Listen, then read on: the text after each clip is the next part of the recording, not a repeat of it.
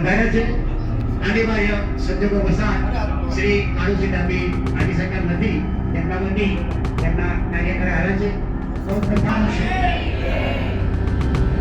આજના આપણા એક દિવસના કચ્છી ઉપવાસમાં બહેનોને ઠંડુ પીવડાવી અને તેમના પારણા કરાવીશું. તો બહેનોને આપણે તાળીઓથી વધાવી લઈશું. જય માતાજી, જય ભવાની, જય આશાપુરા માં.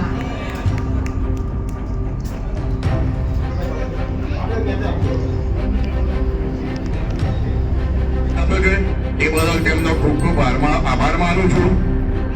આજે રૂપાલાભાઈએ જે એમણે જે ટિપ્પણી કરી છે અને જે માતા બહેનો કે જેને ઘરની બહાર કોઈ દાર પગ નથી મૂક્યો એવા એક પક્ષના જોકર આદેશ મુજબ હું ભાજપને મતદાન કરીશ નહીં, તેમજ કરાવીશ નહીં. તો મારી આ પ્રતિજ્ઞા હું માતાજી આ આશાપુરાના સમાજ આજથી આ પ્રતિજ્ઞા લઉં છું. જય માતાજી.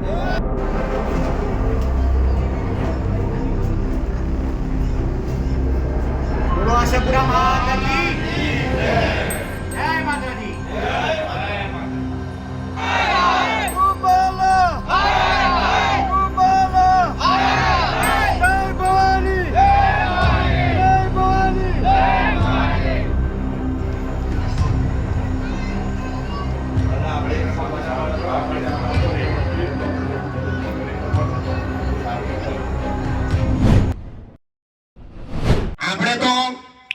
અંગ્રેજો જોડે લડત આપી છે, અંગ્રેજો સામે આપણે તો લડ્યા છે. આપણે અંગ્રેજોના આપણે માહિતગાર નતા, આપણે તો સામે લડ્યા છે. એ અંગ્રેજોની સામે એ લોકોએ દલાલી કરી છે, આપણે દલાલી કરી નથી. બરાબર છે ને? આપણી જે અત્યારે અસ્મિતાની વાત છે, આપણે લેડીઝો બી અત્યારે લડી રહી છે, એ બહુ ગર્વની વાત. ક્ષત્રિયો છે, જે ક્ષત્રિયો તો અત્યાર સુધીમાં લડત કરી છે, ધર્મ માટે લડ્યા છે, બધાના માટે કોઈ જ્ઞાતિ માટે લડતા આવ્યા છે, બ્રાહ્મણ જે માટે બધાના માટે લડતા આવ્યા છે.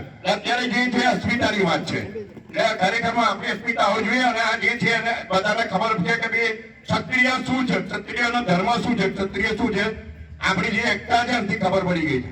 એટલે આનો જવાબ આપણે ખરેખરમાં તમારે જે આપવાનો છે, આપણે કઈ તલવારથી નહીં આપવાનો, જે આપવાનો છે આપણે આંગળીથી આપવાનો છે. એક આંગળીથી શું કરવાનું છે તમારે કોઈ સમજી જવાનું છે. બરાબર છે? એટલે બધી વધારે માહિતી છે એ અમારા યુવા પ્રમુખ છે, યુવા પ્રમુખ એ આપશે. જય માતાજી. પરિસ્થિતિ તમે જુઓ, છેલ્લા 1 મહિનાથી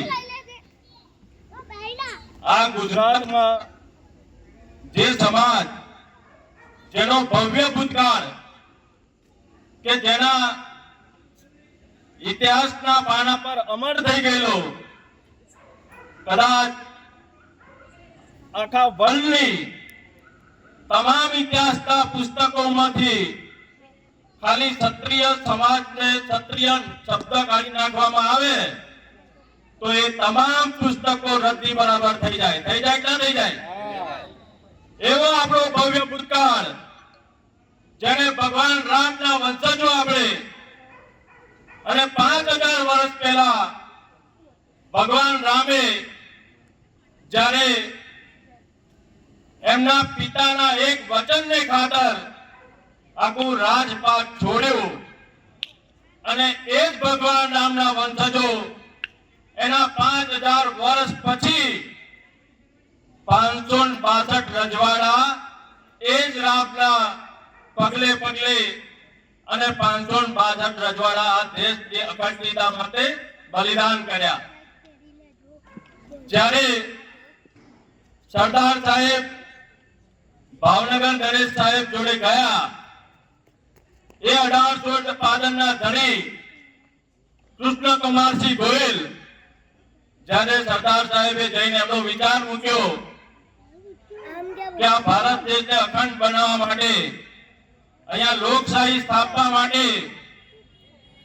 તમારે પ્રથમ આ દેશને તમારું રજવાડું સમર્પિત કરવું એવી મારી વિનંતી છે. ત્યારે મારો ને તમારો આ મહારાજ 1852 નો ધણી એને એક કલમના ઝાટકે આખું રજવાડું દેશની અખંડિતતા માટે સમર્પિત કર્યું. પોતાનું રજવાડું સમર્પિત કર્યું એટલું નહીં, પણ એમને એ વખતે કીધું કે 1852 મારી વચનના છે, પણ મારા રાણી સાહેબને એમના દાયજામાં મળેલો જે દહેજ છે એ દહેજ માટે મારે રાણી સાહેબને પૂછાવવું પડશે. એટલે રાણી સાહેબને પૂછવા મોકલ્યા કે હું આ દેશની અખંડિતતા માટે આપણું રજવાડું સમર્પિત કરું છું દેશને, તો તમારા દાયજામાં જે ઝવેરાતને જે મિલકત આવી છે એ તમે આપશો તો હું તમારી રજા હોય તો આ દેશને સમર્પિત કરું. તો ભાઈઓ, મારી ને તમારી મહારાણી સાહેબ જેમણે એટલો સરસ જવાબ આપ્યો કે જ્યારે આખે આખો હાથી જતો ન હોય ને તો એની અંબાડી રખાય નહીં. કે આ દેશની સૌથી મોટી સંસ્કૃતિ હોય તો એ ભારતીય સંસ્કૃતિ છે. આ ભારતીય સંસ્કૃતિનો 5000 વર્ષનો ઇતિહાસ છે. આ વિશ્વમાં કોઈ દેશનો આટલો મોટો ઇતિહાસ નહીં હોય. આપણો દેશનો ઇતિહાસ છે કે જે 5000 વર્ષનો ઇતિહાસ છે. આ દેશ એવો છે, આ ઋષિમુનિઓનો દેશ છે. અને ખાસ આપણે કહીશ કે જે દેશમાં ગાયને માતા કહે, જે દેશમાં નદીને માતા કહે, તો આ તો મારી વીરાંગનાઓ બેઠી છે. આ વીરાંગનાઓનું જયારે અપમાન થતું હોય તો આપણે કોઈ સાંખી લેવાની જરૂર નથી. આપણે આક્રમકતાની સામે લડવું પડશે. અને ભાઈ વાત સાચી છે કે આપણી આ લડાઈ અસ્મિતાની તો છે, જોડે જોડે અસ્તિત્વની પણ લડાઈ છે. મારા મિત્રો સાંભળજો, આપણા અસ્તિત્વની લડાઈ છે ને જોડે જોડે આ મોટું યુદ્ધ મહાયુદ્ધ છે. તો જોડે જોડે આ સમાજના સ્વાભિમાનની પણ લડાઈ છે, ન્યાય અન્યાય વચ્ચેની લડાઈ છે. આપણી એકતા સામે એક પડકાર ઉભો થયો જ્યારે એની પણ એક મોટી લડાઈ છે. જ્યારે સમગ્ર ગુજરાતમાં અને સમગ્ર ભારત વર્ષમાં એક માત્ર એક સામાન્ય માણસ, હું એને સામાન્ય કહીશ, અત્યાર સુધી હું એમ કહેતો ભાઈ એક ગુજરાતનો એક નેતા છે, ગુજરાતનો મંત્રી છે, પણ મને લાગે છે એની વાણી પરથી એવું લાગે છે સાવ સામાન્ય માણસ છે. જે માણસ આજે સમાજ વિશે આપણને આવા બોલે, આપણી બહેન દીકરી વિશે આવી અભદ્ર ટિપ્પણીઓ કરે, તો મને એવું લાગે કે આ ક્ષત્રિય સમાજનું અપમાન નથી, પણ આ સમસ્ત સભ્ય સમાજના તમામ લોકોનું અપમાન છે, તમામ બહેન દીકરીઓનું અપમાન છે.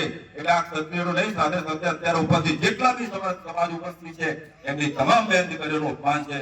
ત્યારે આ પરિસ્થિતિ આપણે સાંભળી લેવાની જરૂર નથી. એમ વાત કરીને કે જ્યારે આ દેશ 1947 માં આઝાદ થયો તો એની પાછળ આ સમાજનો મોટો હાથ છે.